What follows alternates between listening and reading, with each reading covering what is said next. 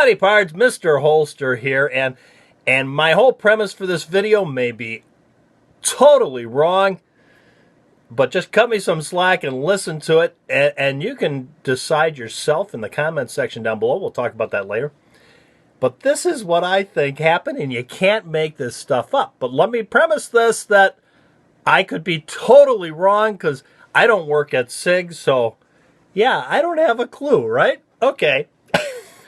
But I've been thinking about this morning because, and let me tell you why, I'm an old revolver guy, and I went through the era where everybody's carrying, they transitioned into double action only, or they transitioned into semi-automatics, and their answer for it was to make them double action only. And for well over a decade, I carried a 92 Centurion D double action only Beretta 92.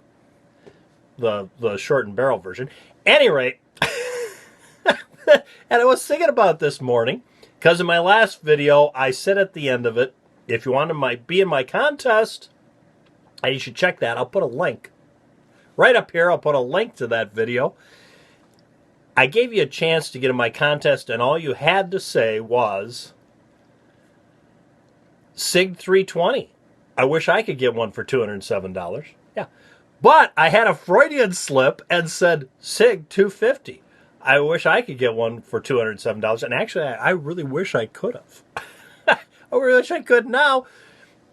So let me give you the SIG 250 story. This is my SIG 250 story, and this is what, you can't make this stuff up. A couple of years ago, I decided to switch what I was using as my primary gun, and the one I was sold on getting was the SIG 250, because being an old revolver guy, I really liked that trigger pull. It had like an 8-pound trigger pull. It was a hammered gun, double action only, and I really liked that gun.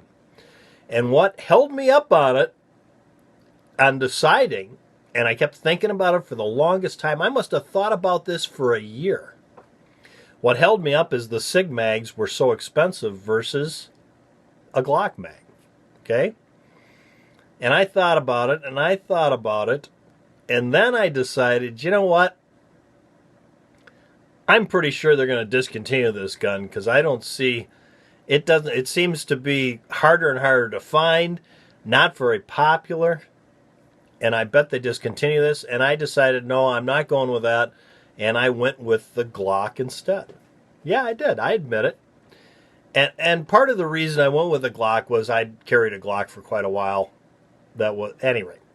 So it just was, stick with the Glock, and I ended up, because I wanted to carry a 45, so I ended up with a Glock 21 instead of the SIG 250. And sure enough, right after I decided that, which was really just a monetary thing, I really liked the 250 better, was kind of a monetary because of how many mags I could buy more in the Glock. And I just had this feeling that that thing was going to die, because every double action only gun that was ever made is no longer out there. They discontinued them all long ago. The only one that's really kind of close nowadays is a car. So now I've wasted 3 minutes and 32 seconds of your life you'll never get back again telling you that, just to set the thing up. And so here we go. What happens? And I don't work at SIG, don't know anything about what happened, but this is what I think happened, and why I think you can't make this stuff up. It's funny. I think somebody at SIG said, we've designed the 250, a great gun, we got awards for it, this modular gun with the serialized component that fits in the gun, and we have it in different sizes, and all you got to do is right through the mail they can buy, or internet nowadays, they can buy the gun, except without the serialized component, and they can pop it from gun to gun, and they can have a semi-automatic, or they can have a subcompact semi-automatic, they can have a compact semi-automatic, they can have full-size semi-automatic, all off of the one serialized component, which I think they found that really that doesn't work well in America. People just go buy another gun because the price is so close to just buying the full gun. Why not buy the whole thing, is what happened with that concept anyways. But disregarding that, it was a great idea, and they brought this out, and it totally flopped because it was double action only. But it was an absolute fantastic trigger pull on that gun. It was a great gun. But I knew that's what would happen. I knew they'd discontinue. But to salvage it, what they did when they discontinued it is they redesigned it as a striker-fired gun. Still has the same slide. If you look at it, it's the same slide. The double action hammer was a drop-in.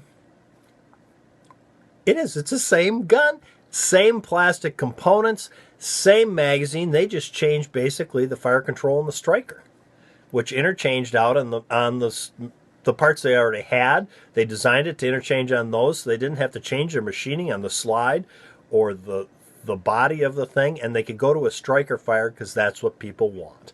So they turned it into a gun that people wanted because nobody wants a double action only hammer-fired gun, semi-automatic, except for the three old guys like me that like revolvers that transitioned on the semi-auto, double-action only semi-autos back in the 90s. Yeah. There's probably not many of us left, so we're the only ones buying them. So they switched to that, and what happens? It becomes the thing that's going to just catapult Sig Sauer in the United States into the major player, or one of the major players, by getting that contract for the US Army. And that's what I think happened on the whole thing. It was not by design. It was just reacting to the market. I'm not going to say stumbling in the dark, because that's not true. They brought out a great gun in the 250, a fantastic gun. I would prefer, but this is me, I'm an old revolver guy, I would prefer having the 250 over the 320 any day of the week if I had my choice between the two. And if I knew they were going to do this, I would have bought the 250, because a lot of the components are still going to be there and available, right? I would have bought the 250, but I was convinced they were going to dump it. You'd never see it again. You'd never be able to get mags for it. It would just be just history, just dust in the wind. And not so much. I could have bought that gun, and I'm still mad I didn't buy that 250. Of course, now they're all, yeah, they're gone. And there you go. There's my little, what I think is you can't make this shit up. Just the whole thing happened by circumstances, and that's the way life is, by the way. Take it from an old guy. That's the way life is. You can plan and plot all you want, and basically all the good things that happen in your life, you just kind of blindly stumble into them. But I could be wrong, and here's the point. Down below, I'm having a contest right now called the American Gunfighter 5,000 sub giveaway, where I'm giving away a $350 gift certificate to Brownells when I reach 5,000 subs. And this is all you got to do to get in my contest. Number one, you have to be a subscriber. Yeah, you have to subscribe, or how do I get the 5,000 subs? Number two, like this video. And number three, down in the comments section, just put your opinion. Was it blind luck, or did they decide to scrap the 250 because somebody had come up with this design for a striker fire gun? Or maybe somebody said, can we do anything with this crap? And somebody was smart enough to come up with a great design. You could look at it that way, and then it's all plotted. So which was it? What did they win the contract because they came up with a great design, or was it just blind luck and they stumbled into it? There you go. How's that? Take your pick. It'll be neat to see who wins. Thanks for watching my channel, guys. Sorry this ran so long. I should have been able to do it in less time. Until next time, go out and stay safe.